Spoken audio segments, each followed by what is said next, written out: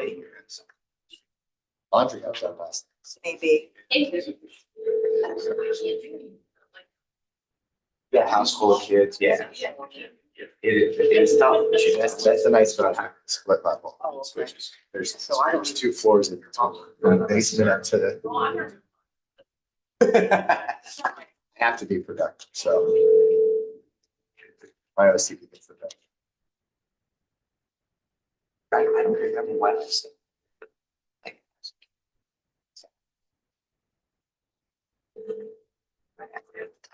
Here's the other thing. I don't know if it's just trying to on. So Well, if need be, I'll wait on the Wednesday. I'll try back here. yeah, maybe give it a little bit. Good morning, everyone. It's 10 a.m. Yes, please rise if you're able. For the opening prayer and pledge allegiance before we convene our commissioners' public meeting. The gracious and loving God, we have so much to praise and thank you for this day. We thank you for the seasons that our valley experienced yearly. As we enjoy the spring, may it be bring forth new life and growth. We pray for the farming community. They plant their crops and raise their livestock. May you bless them this year to be bountiful. Thank you for our agriculture and providing us earthly food. For on Monday, we'll celebrate and honor the Air Force Reserve on their 77th birthday. Its mission is to provide combat-ready forces to fly, fight, and win. They play a crucial role in the Department of Defense. And these men and women answer the call of duty. Thank the over 70,000 reservists that serve our nation. Lord, we thank you for those that serve and have the courage to stand on the front lines, make our nation more unified for freedom for all. Father, on Tuesday, we'll remember a time 78 years ago. A black man who was also a veteran had the courage of David and walked onto a baseball field. Like David slayed the giant Goliath, Jackie Robinson slayed the color barrier. He was instrumental in the early days of the civil rights movement. He was threatened, spat upon, called names, and isolated. Kept his temper, his tongue silent. He was a pillar of strength that was needed. He was the bigger man when the nation needed one. Helped to forge a change in history that was long overdue to usher in the change that was needed and necessary. We thank you for Jackie Robinson's life, guiding him throughout his days to help future generations. He was a cornerstone of change. We celebrate his legacy. We ask you to guide our meeting this morning as we decide the work that is before us. Provide us the insight and wisdom in accordance with your will. Some things we humbly place before you this day. Amen. I pledge allegiance to the flag of the United States of America, to the republic for which it stands, one nation, under God, indivisible, liberty, and justice for all.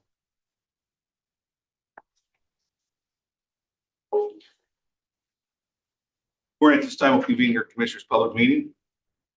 Ask for approval of the minutes of the previous meeting. I'll make a motion. I'll second. All fair side? Aye. Aye. We have any public comment on agenda items only? Nothing on.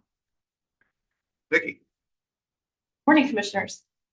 Presented for your ratification are invoices due through April 16th, 2025 to be paid on April 9th, 2025 in the amount of $2,797,143.01. That's 20% out of the general fund, 5.5% out of other grants, 15.9% out of RMS, and 58.25% out of escrow. okay, is there a motion to accept the cash requirements? I'll make a motion. I'll second. Any questions or comments? All fair side? Aye. Then I have a vote to approve the credit card cash requirement report of purchases from February 27th, 2025 through March 26th, 2025 in the amount of $7,317.94. Okay, motion to accept the credit card cash requirements? I will make the motion. I'll second. Questions or comments? Fair side?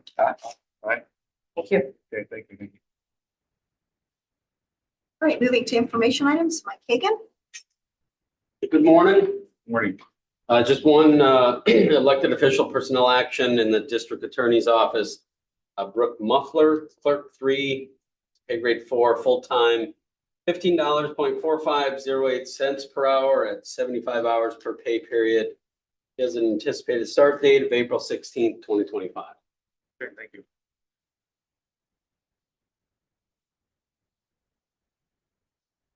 Now we have DCNR report on the spongy moth.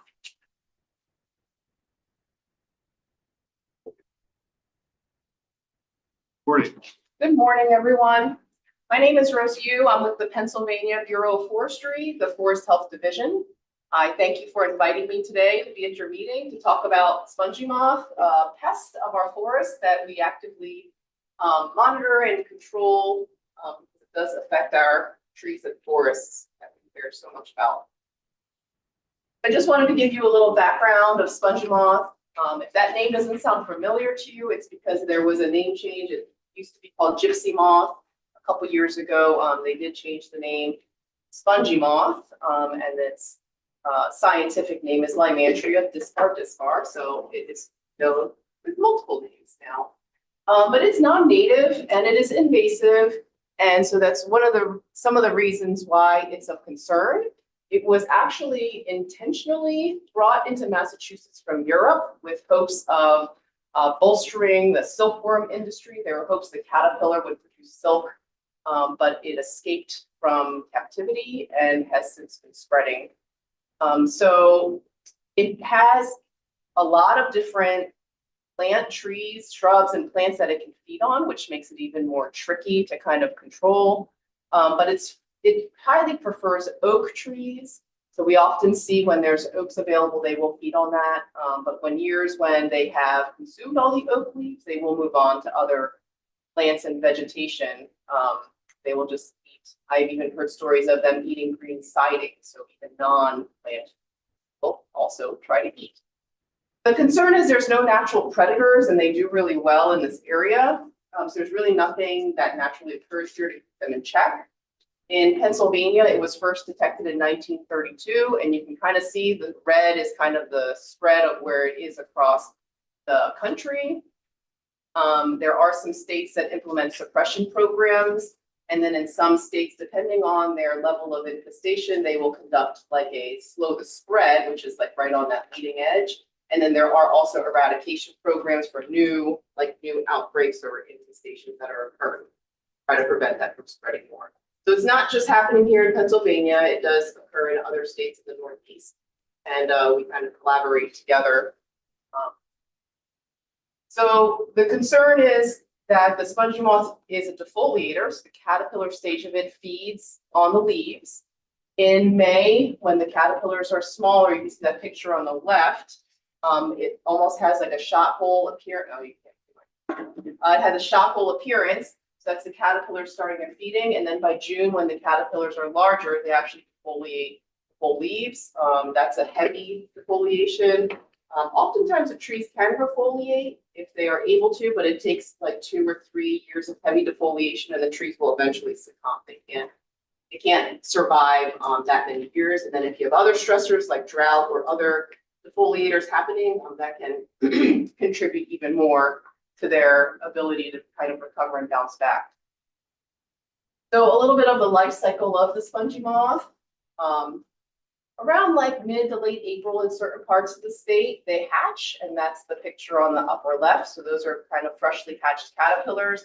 They start off black, and then they go through several phases or stages until in June, they kind of reach the largest caterpillar stage, which is the characteristic spongy moth caterpillar that we all know, the blue dots and red dots along its back. This stage of the caterpillar feeds a lot because they're much larger and they're getting ready to pupate. So that's when you see a lot of foliar damage. So then around June and July, they pupate, which is them, their resting stage before they emerge as an adult. And then around July to August, they're adults, they mate, and the females lay eggs. The one saving grace with spongy moth is that the females don't fly. So the movement of them is somewhat limited in that sense, but they do move by people, obviously unintentionally moving egg masses. And when they're in in April and May, when they first hatch, they have a ballooning behavior, and that's also how they spread. So they hang from their silken string, the wind blows them, and then they move to other places that way too.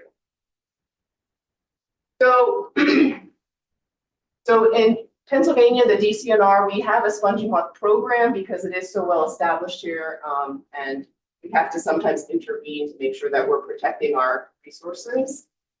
And this all starts, our program starts in June and July of the previous year. So our plans for this year's program actually started in June, July of 2024, where we conduct an aerial survey of the most of the entire Commonwealth, and we collect data on any kind of damage causing agents that we may see.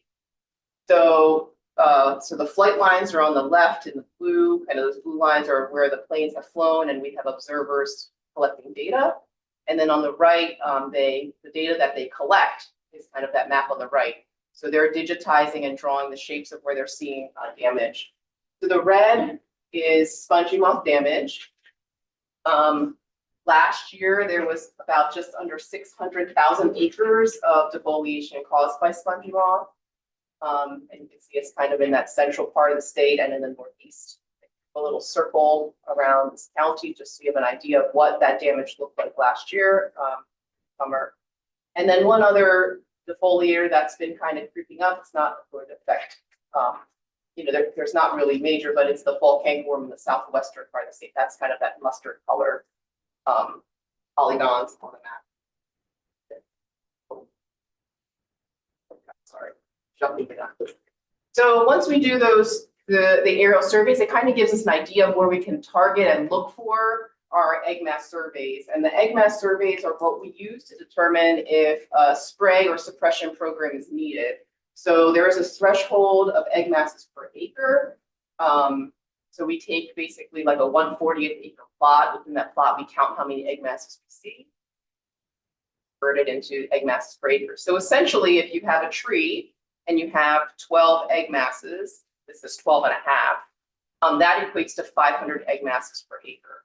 So if in a single tree you have 12 and a half egg masses, 12 to 13, that's enough to constitute a suppression program. That means populations are high enough. So it's not much, if you think about it, but we have, I'll show you the egg mass surveys that we've conducted.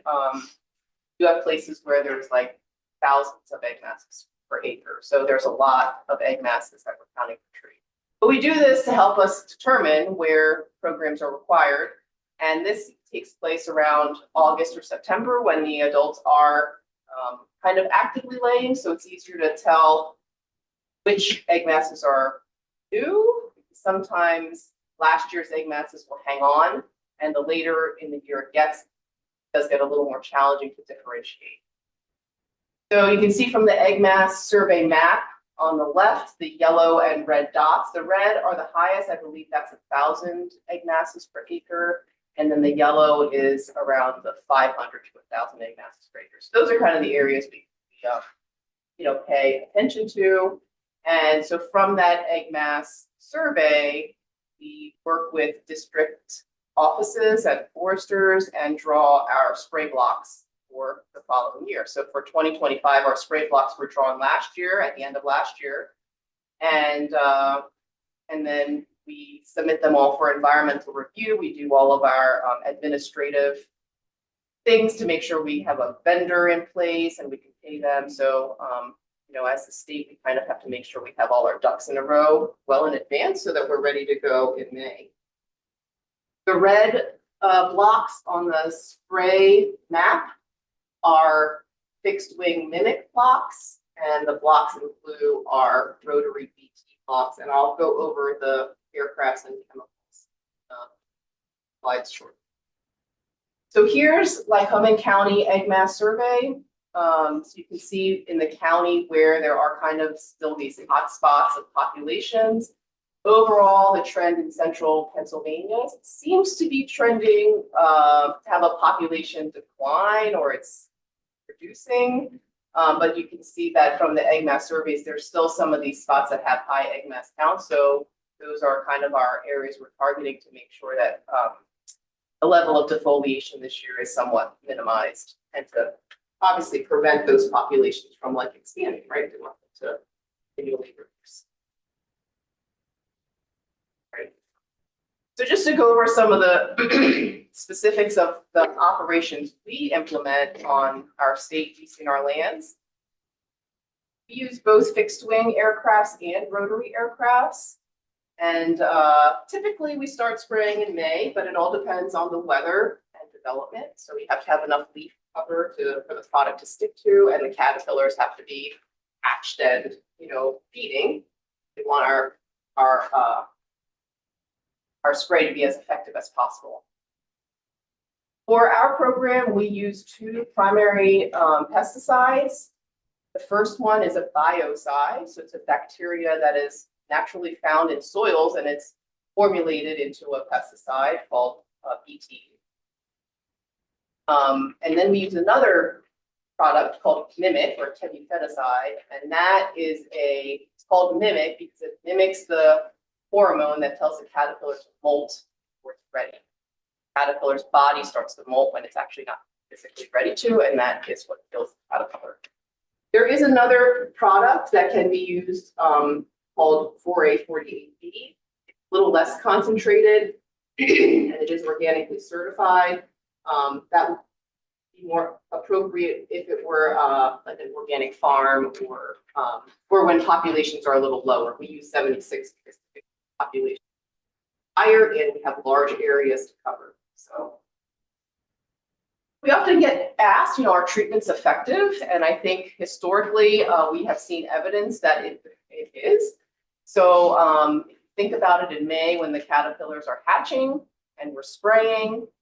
We come back around June or July to do our aerial survey spraying, and this is kind of what we see from the sky. So you can see like where our spray blocks are adjacent to the areas that were not sprayed. And so we have successfully, protected the areas that were targeted. We also collect information and data after spray to test if it is effective, because things can affect it, like if it rains or, I don't know, there could be different variables that day. So we do go back and check the efficacy of our spray. But yes, the product itself is effective. But timing matters.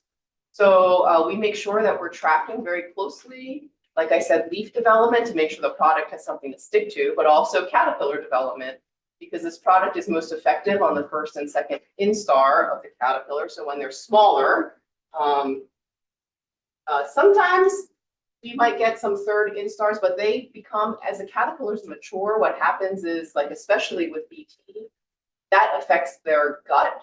And as they mature, their gut also matures, and they are less susceptible when they consume the BT.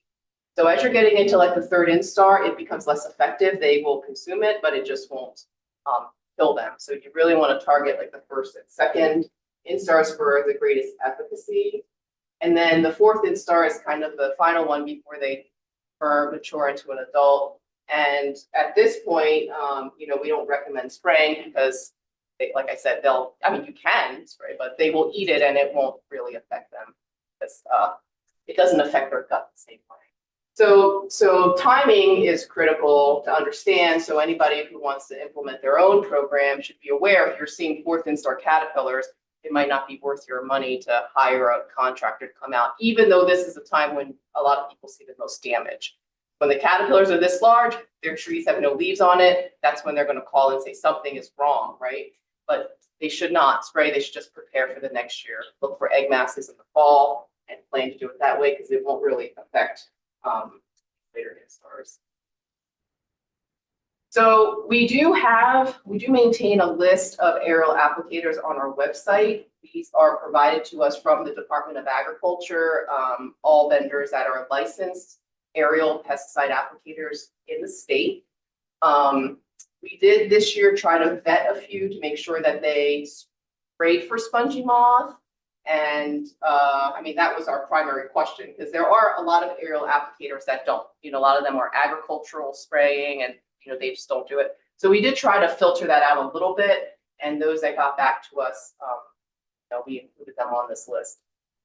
Our recommendation is always to compare costs, depending on the size of your program, call more than one vendor, see what they offer.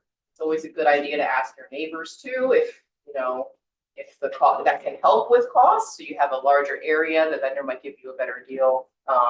And then just note too that with any kind of aerial application, there is an acreage limit. So I would say, I don't know, anything. I mean, generally it's like 50 acres or more are where you can use that aerial application. And when you start getting smaller, you might be able to get somebody with a helicopter to come in, but it does get tricky. The smaller the acreage treatment area gets. But there are options for smaller acreage or individual trees. Over the last couple of years, we've been seeing a lot more drone aerial applicators. And so they can, I think they're, generally they can do an individual tree to several acres. You have to call and see what their capacity is. But there have been a couple companies working in Pennsylvania doing spongy moth treatments. And so they're familiar with the process and how to implement it. And then there are individual tree treatments. So if you had one tree in your yard that you wanted to protect, you could call a licensed certified arborist, an ISA certified arborist, and then have them come and treat your individual. With a systemic, so the tree would have to take it up. They treat the soil or the bark or inject it, and the tree would take it up and it would protect your individual. There are other choices. Doesn't have to all be with aircraft. And I just want to emphasize again, you want to really target these applications when the caterpillars are young, because you get the most effectiveness with the chemical, but also like the longer you wait, the more damage is done. So, essentially when you get to that 4th instar, they've already eaten a lot of the leaves. So you're not really, you might be protecting for the following year, but if you want to try to protect for this year, you want to try to get to it as early as possible. There are some other options for, helping, I guess. Burlap bands were something that were encouraged, I think, I don't know when this was first an issue. So you can do that because the caterpillars do have this behavior of climbing up trees. The burlap doesn't necessarily kill them. You have to go in and put them in soapy water and kind of clean out those burlap bands. And then scraping and either crushing or putting the egg masses in a jar with soapy water or alcohol. Just know that like a lot of times when there's high populations, these have really minimal effect because there's already so many of them. You won't ever be able to reach or capture all the insects that are out there. So this might be good for like when they're just starting to build. But some people find gratification in killing as many caterpillars as they can. So anything helps, I guess. Yes. No, I was Oh, I'm sorry. I thought you had a question. No, I'm that person. Oh, yeah. So there's also biological controls which were introduced, and they are very well established here, but they have criteria to make sure that they are effective. And the one is a fungus, Entomophaga. So it's present in the soil, but it really needs cool, wet springs to kind of proliferate and spread. So unless we have those cool, wet springs, that fungus kind of just lays dormant or doesn't spread as well to the caterpillars that it needs to. So everybody hope for a cool, wet spring. So hopefully the fungus can do its thing. And when those caterpillars are affected with the fungus, they kind of have this appearance of like being kind of like hydrated and hanging straight up and down. So if you see kind of the later stage caterpillars with that appearance, most of the times it will be the effect of the fungus. There's also a virus, and this one is kind of interesting because it needs high populations to spread. So just like any kind of virus, like the more people you have together, the quicker it spreads. It's the same with the caterpillars. When there are high populations, they spread the virus amongst each other much more effectively than when they're spread out. So really the virus comes into play when you already have these high populations. And then that typically has a characteristic of an upside down. The way the virus affects them, that's how they die. So I covered a lot of information. We also have additional information on our website, on our DCNR website. I know that's a long website address, but if you just search like online, PA DCNR spongy moth, it will show us and you can click on the link. I just want to warn you that we are in the process of updating the information from 2024 to 2025 right now. So some of it still might not be fully updated, but most of it is updated or it will be very shortly. We also have our interactive map on our website where you can track. So right now we have all of our proposed blocks on the interactive map. And as we go through our program, that is updated daily, so you can see which blocks are completed or which blocks are in progress, and then which blocks we still haven't gotten to yet. So it's kind of a good way if anybody's interested in seeing like where we are across the state. So just a quick, I guess, review of a timeline of things.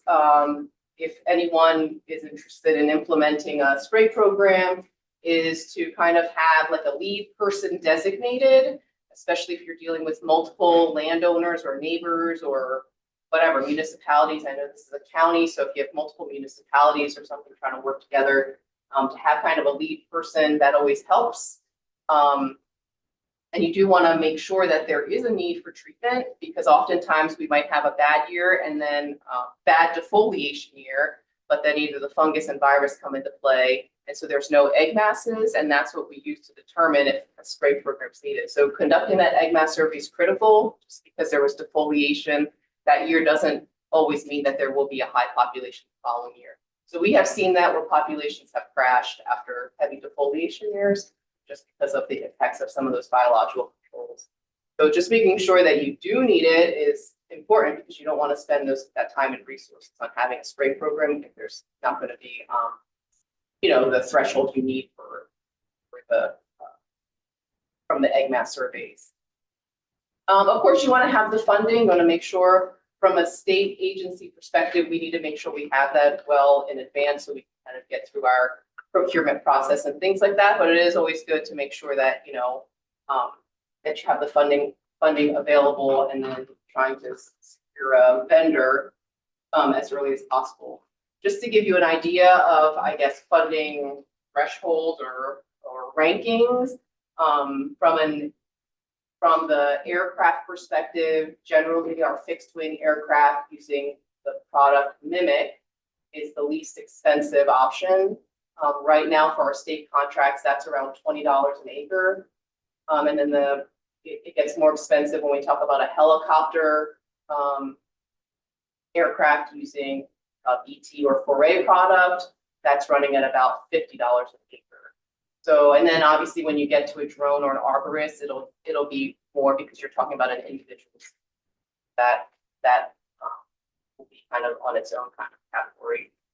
And then again, just to say, like, you want to spray in May. So if somebody says, if a homeowner calls and, it's June and there's tons of caterpillars falling out of their trees and their trees have no leaves, the recommendation is not to spraying at that time, because like I said earlier, it just won't be as effective. So that's the spray. The efficacy of the spraying is critical with timing, to make sure that caterpillars are small enough to be affected, and then that you don't have the defoliation damage when you do spray. So this is just a summary of some of our additional resources. So I mentioned our website, which is a good place to find any more information on this. The Pennsylvania Game Commission, they conduct their own independent spongy moth program, and their website also has additional information. We do link their interactive map as well. Oftentimes our spray areas are in similar places, because the spongy moth doesn't care if it's DCR land or game land, right? They're going to eat where the trees are. And so oftentimes we are working very closely with them, because our programs are oftentimes next to each other. And then Extension has some great resources too, like how to conduct an egg mass survey, if anybody interested in doing that. And then also, how to prepare for when there's high numbers of spongy moth populations. So that is all I have. Does anybody have any questions? The winters affect the egg masses at all? Does weather? Winters. No. Okay. No. Like if we would have a cold winter, that Yeah. affect it, no? Yeah, they're pretty resilient, and even like some people who scrape egg masses off the tree and they don't collect them in something, if they end up on the ground, they can still hatch. So any kind of, it's not, I'm trying to think of like the most northern place where, we're not even the most coldest. Northern. Yeah. There's still a problem, but we're far from.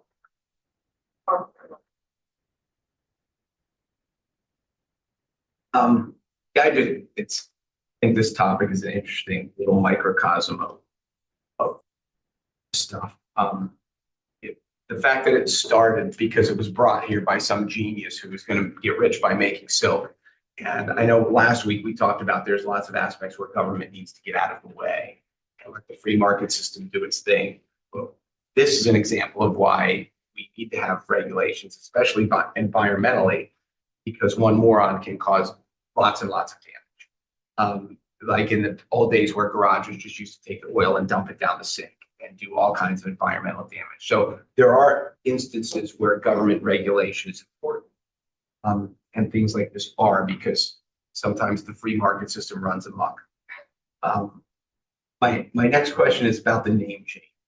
I might have asked this last. Why? So there were concerns of its effect on the Roma people who are gypsies. That's why I was doing some research while you're talking. Who are the Roma? So Are I they mean, Romanian? Are well, they- I think it's any group that call themselves gypsies. And so then when you have like language like kill the gypsy moth or gypsy moth are bad, I guess it was implying it had a negative connotation on that group. And so, yeah, they wanted to move towards a more, a name that was more appropriate to the insect and not a group of people or region of the country or things like. I mean, it's happening already with other insects too, and I guess other names too. I mean, I've heard of like roads changing names and mountains changing names. So I think it's happening. It's just that this one, I think, was one of the first ones to go through a name change. But there's a list of others that were named, without that have better names. Would they put better project? Yes, in other places of the world, it is not called gypsy moth. It is that's where spongy moth came from. There's other countries where the name translates to spongy moth, and it has to do with their egg masses, right? Their egg masses are spongy. So It was just one of those places where I was like, "Ooh, it's a good thing we took care of that." Because that was really, and then we asked like, who is it offending, and we don't even know who they are. Like the Roma people. Who are the Roma people? Whoever came up with change names. So it's Two people. it is. It covers everything. It covers a lot of these little critters, and it's like Prince. It's like the artist formerly known as the gypsy moth. So even though we don't call it the gypsy moth anymore on all the pamphlets, it still says, "Oh, by the way, this used to." So I find lots of comedy in this conversation. So it seems like we have 12 seasons in Pennsylvania with weather every year. It's got to change. Scott's going mad. Scott just got nervous in the I do this conversation. often with him. Anyway, it seems like we have 12 seasons of weather in Pennsylvania. What's the most ideal weather situation to keep them from growing? Is it the wet spring? Wet spring. Is that the only condition? well, so to keep the populations in check, yeah, because that will encourage the fungus to come into play, which it's very effective. But the other thing that's hurtful to the trees is when we have a late season drought. So what happens is when because they're feeding early, oftentimes the trees, they can push out another set of. So after the caterpillars are done feeding, the trees, if they have the resources, they'll push out another set of leaves. Things that will even affect the trees more is if we get like a drought and then those new leaves are not able to kind of fully do the thing that they need to do. Can we get any cooler and wetter than we have right now? The problem is now I don't think it's the time. It's too early. It's too early, right? I think it's too early still. We've had a cool wet spring so Yeah. far. Yeah. It has not been warm and dry. I'll say that. No, and I think the similar thing happened last year where it was kind of wet and cool and we were like, all right, just hang on. And then it got dry. Right when we started our program, it was dry. Yeah, and it was like, I mean, I think there were some places where we saw the fungus.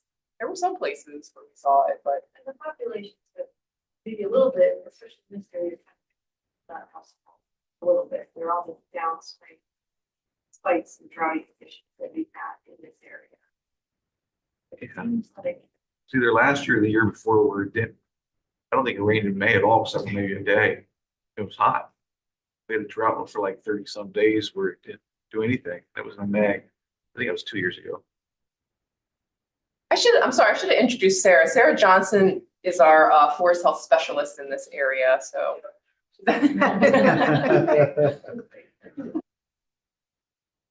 Thank you. This is, it's important to educate the public, especially on this topic. We love our trees and we want to make sure they stay healthy. So any education that you can provide is greatly helpful. Well, thank you so much for having me. Appreciate it. Thank you. Reach out anytime. Okay, we will. Thank you. Yeah. And anyone out there in the public, find DCR and yep, we will give you assistance. Great, thank you. Okay, at this time. Sorry, Yeah. could you my last Yeah. Nancy?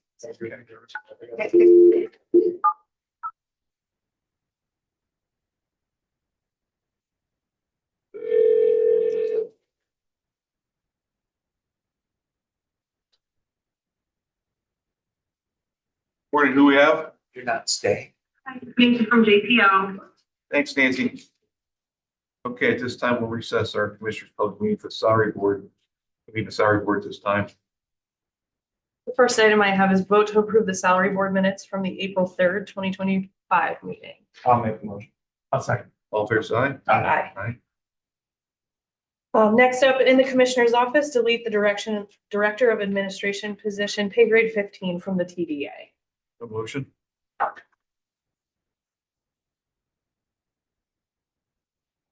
I'll make the motion.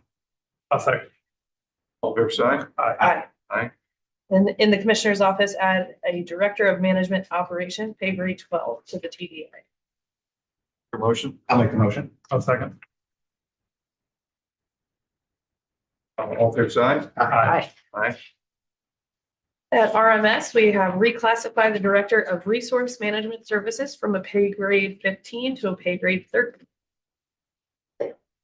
Motion? I'll make the motion. I'll second. All fair side? Aye. Aye. In the courts, we have reclassified the vacant Domestic Relations Officer, that's CBU, pay grade 9, an Adult Probation Administrative Case Officer, pay grade 7, and Court Act 77, not the 98. Funds will be used to make up the 66% difference annually. Yeah, I believe it's tabled.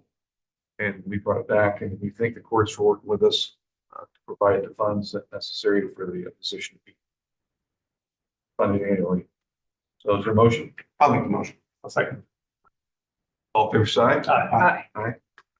In the District Attorney's Office, reclassify the part-time DUI center position to a full-time processing detective, non-union position at a salary, and that's going to be $52,000, and that will be salary, so there's no overtime. The DUI and central processing fees will be used to fund this position. Okay, is there a motion? I'll make the motion. I'll second. All fair side? Aye. Aye. Okay. Is that it? That's it. Okay, thank you, Nikki. You're welcome. We'll adjourn the salary board this time. We're going to Commissioners' public meeting. Mike for personnel actions?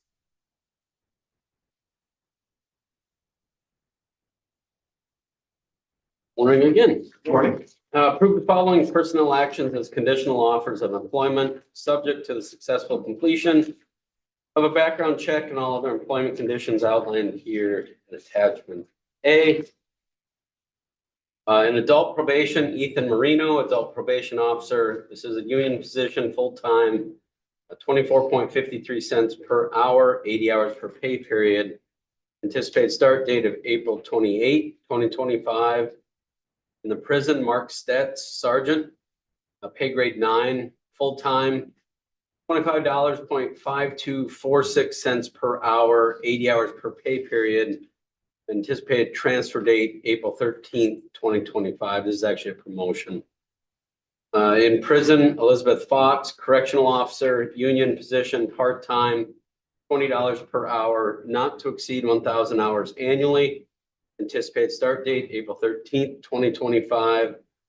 And also in the prison, Dylan, that should be Nicholas, correctional officer, union, full-time, $20 per hour, 80 hours per pay period with an anticipated start date at April 21, 2025. Okay, is there a motion to accept personnel actions? Yeah, I'll make a motion. I'll second. All fair side? Aye. Aye. Thank you. Thank you, Mike. All right, moving to action items. Nancy's on the line. She has items 6.1 through 6.3. Morning, Nancy.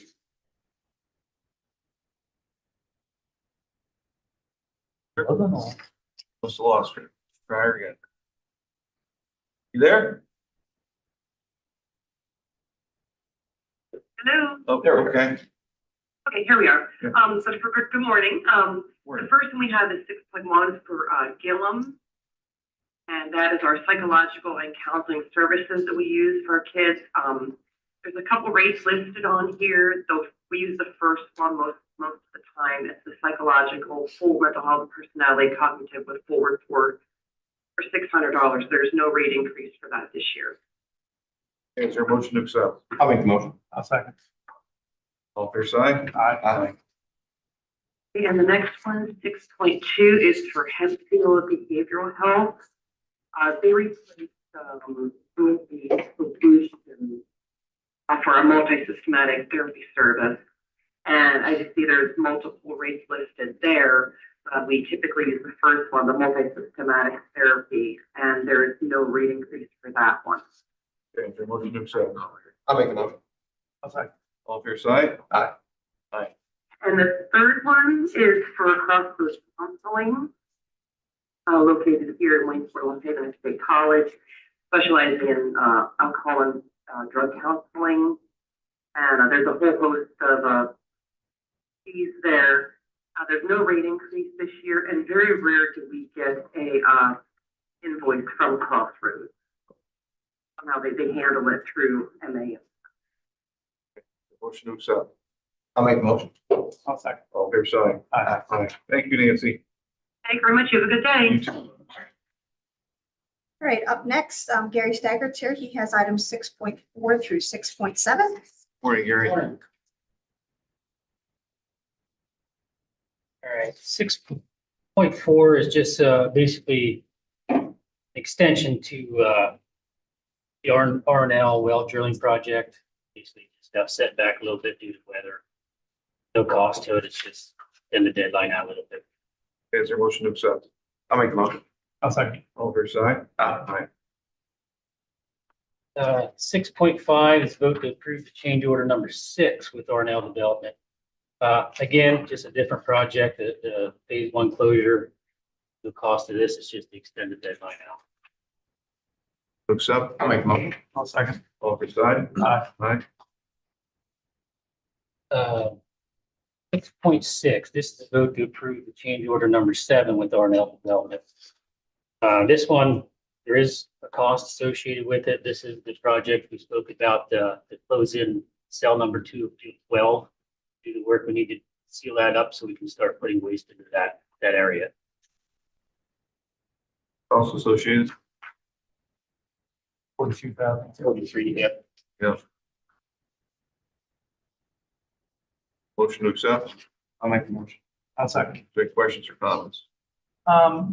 Gary, you showed us this the other day, but Yes. so was that pipe just originally put in incorrectly? Or- No, so when field 12 was built, it was designed in 3 different cells. And basically, the reason for that is try to fill up, say, cell 1, which we have been, as much as we possibly can before we move into the next cell. And in doing that, we have it so all that rainwater in cell 2 and cell 3 diverts to stormwater versus leachate.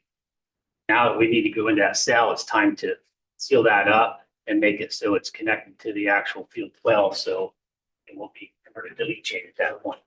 So this has kind of been the plan all Yes, along. yeah, absolutely. All fair side? Aye. Aye.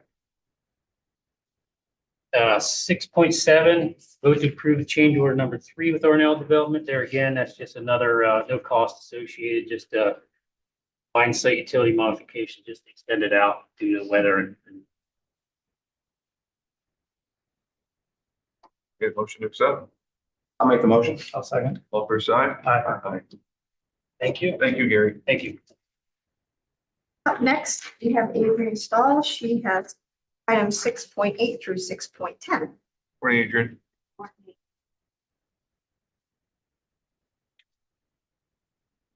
Item 6.8 is approval of an agreement with Brian Almer. This is a professional services agreement to provide legal representation as needed when the PD's office has a conflict, public defender's office has a conflict. The cost is $90 per hour, the total of which is not expected to exceed $1,000. And this is an approved budgeted item. Okay, motion to accept. I'll make the motion. I'll second. All fair side? Aye. Item 6.9 is an agreement with Tiffany Case. This is an agreement for her to provide legal representation as needed, again, when the public defender's office has a conflict. The cost is $90 per hour, the total of which is not expected to exceed $9,999.99. It's an approved budgeted item. Motion to accept. I'll make the motion. I'll second. All fair side? Aye. And 6.10 is an agreement with Tara Koenig. She will provide legal representation as needed when the public defender's office has a conflict. Again, the cost is $90 per hour, the total of which is not expected to exceed $9,999.99. And this is also an approved budgeted item. Okay, motion to accept. I'll make the motion. I'll second. All fair side? Aye. Thank you. Okay, thank you, Adrian. Have a good day. Up next, 6.11, South Bidco. Morning, Sal. Good morning, Commissioners. Commissioners, this is just a vote to ratify the existing PID loan agreement. That's what paid for bridge bundling. It's changing some language in there regarding the interest and principal payment rates. It's actually a cost savings to the county once this is finalized. Great. Motion to accept. I'll make the motion. I'll second. Any questions for Sal? Hearing none, on fair side? Aye. Thank you, Sal. Have a good day. Thanks. The next item, 6.12 through 6.18 is me. The first item I have for you, 6.12, is vote to approve the agreement with Agri and Associates Incorporated in the amount of $1,850. This is an approved budget item. This is for soil conservation for appraisal services for easement properties. Okay, motion to accept. I'll make the motion. I'll second. All fair side? Aye. The next item, 6.13, vote to approve the agreement with 2x2 Solutions LLC. This is for forensic examinations for the public defender. This is for the Dylan Laird case. Motion to accept. I'll make the motion. I'll second. All fair side? Aye. 6.14, vote to approve the amendment to the agreement with Gene Landis. This is the mitigation specialist for the public defender. He's on an as-needed basis for an upcoming cases that they have. They need to increase compensation from $20,000 to $50,000. Motion to accept. I'll make the motion. I'll second. Fair side? Aye. 6.15, vote to approve the agreement with Columbia County Board of Commissioners. This is specifically for inmate housing. It's $80 per day. Previously, it was last year's contract was $75 per day, so there was an increase. Okay, motion to accept. I'll make the motion. I'll second. All fair side? Aye. And all these are in the 2025 approved budgets with those departments. That's correct. Note that. Yep. The next item, 6.16, vote to approve the amendment to the agreement with Intrinsic Interventions. This is for a urine analysis for the prison and pre-release center. This is simply just to extend for additional year till 4/30/26. Motion to accept. I'll make the motion. I'll second. All fair side? Aye. 6.17, vote to approve separation agreement with employee 250404.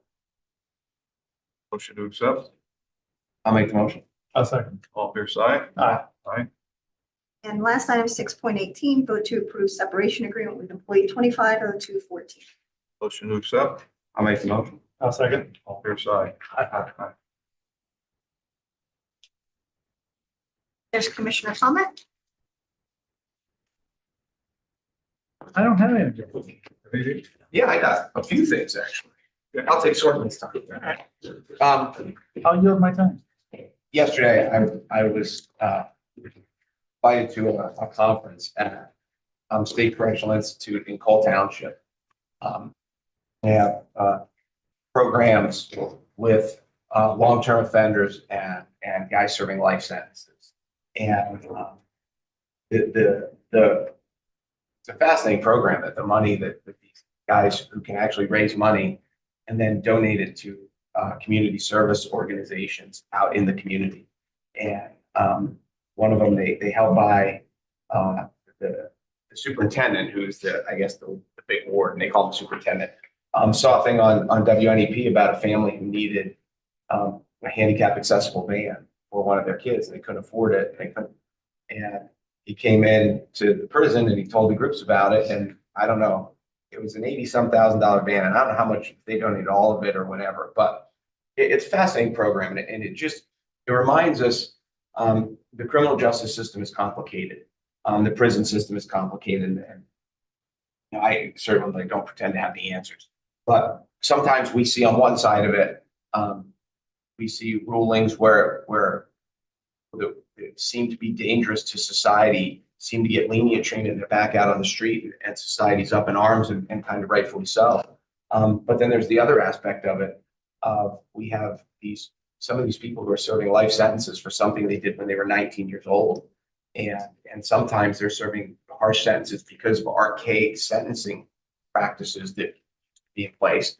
And now our tax dollars are not only paying, it's not only costing us to keep them incarcerated, but some of these people would be very valuable members of society. And I think Shawshank Redemption is the best comparison that all of us have that Red, who was played by Morgan Freeman, he's a different person at 55 than he was at 21.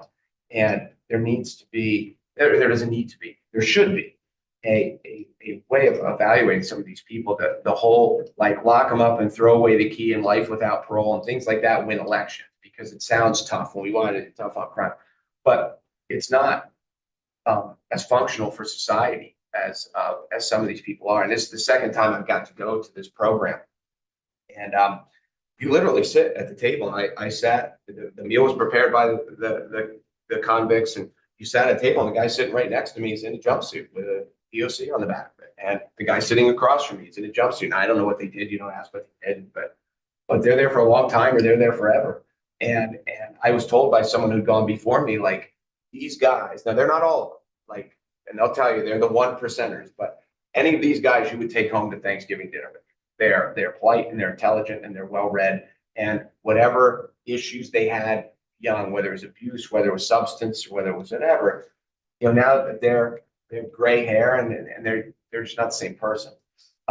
So it's always something that we should look at. Again, it doesn't help in elections, because you don't want to ever get the impression of being soft on crime, but we need to be intelligent on these people. Because again, if you sat down and met with these people, you'd be shocked at how well read they are, how smart they are, how intelligent they are. And you're thinking, my tax dollars are keeping you in here, as opposed to all the good they can do. And the number one good, when you talk to all these people, they want to talk to kids who are raised in their situations and help them. And it's just, prison reform is something we, as a society, we constantly need to look at. Because again, some of these 3 strikes and you're outlaws that they used to have, that have people incarcerated, that not only could certainly help society, and whatever their debt was, their instances where it's been paid. That's my first point. The second point is I think it's a fascinating time in our history. It's always a fascinating time in our history, but we just got to talk about the Jackie Robinson Day coming up, and April 15th of 47, and how we celebrate it, how wonderful we are, because, hey, Jackie Robinson, it was overdue, and now we get in our world where we're talking about DEI all the time. And there's aspects of where many parts of society seem like we're going backwards. And I know it's not a perfect apples to apples comparison, but it's certainly not apples to orange. And we need to keep an eye out of are the same people that are celebrating Jackie Robinson Day the same people that are supporting the drawbacks or the cutbacks, or the whatever you want to say. I don't know, cutbacks isn't the right word, because cutbacks has a financial aspect, but where diversity, equity, and inclusion is a bad thing now. Where in 1947, as Scott talked about it changed the world, and it changed the world in a positive way. and all of a sudden it's not positive anymore. So, these are all things, these are conversations, and again, I don't have the answers to it. I'm not pretending that I do. I'm not here on my soapbox, but these are conversations that need to continue to take place. And we need to have the intelligent conversation, you need to have it from all angles. It just can't be a 3-second conversation. Again, to lock them up and throw away the key. That's too simplistic and it doesn't cover. So, and the more intelligent, good dialogue we have on these sensitive, controversial topics, can we have the conversation intelligently and succinctly and respectfully, even if the people that are on different sides of it, because that's how we continue to make progress. And in all aspects, we should be just continuing to make progress and make it better. So that's all I got. Now I'm off my soapbox. You can go. Thank you. Any comments from public? None from the audience? Any online? There's one from Thomas Adams. Says, good morning, Lycoming County. Actually, there are a number of bird species that feed on the gypsy moss. I think spraying keeps the natural predators away, which is why areas that are sprayed, the untreated areas bordering the treatment areas suffer from defoliation due to the pesticides making the border areas repugnant to the predatory birds. Is this not reasonable? Thank you for your work. Maybe spraying affects the fungus growth and the virus from being prevalent. Tapping tree trunks is helpful as well. Also, chipmunks, squirrels, raccoons, white-footed mice, and shrews are predators of spongy moss. That's the first I've ever heard about birds. Then I hadn't heard that. But true. Is that true? Council, what do you know? Okay, if there's nothing else, we've completed our agenda. So we will be adjourned until Thursday, April 17th, 2025, right here in this room. Thank you.